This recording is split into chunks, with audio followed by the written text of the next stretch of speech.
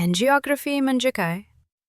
Angiography ही एक advanced medical imaging technique आहे, जी आपल्या रक्तवाहिन्यांचे क्लिअर चित्र देते. कधी करतात अँजिओग्राफी? जेव्हा डॉक्टरांना डाऊट असतो की हृदयाच्या रक्तवाहिन्यांमध्ये ब्लॉक आहे का, मेंदू किंवा शरीराच्या इतर ब्लड वेसल्समध्ये नॅरोईंग किंवा ॲबनॉर्मॅलिटी आहे का, चेस्ट पेन, ब्रेथलेसनेस किंवा हार्ट अटॅक सिम्पटम्स काय येत आहेत. अँजिओग्राफीमध्ये काय होते? एका लहान कॅथेटरच्या मदतीने रक्तवाहिन्यांमध्ये कॉन्ट्रास्ट डाय टाकले जाते. मग एक्स-रे, सीटी किंवा MRI मशीनने ब्लड वेसल्सचं लाईव्ह इमेज घेतलं जातं. यामुळे ब्लॉकेज किती आहे आणि कुठे आहे हे स्पष्ट दिसतं. याचा फायदा?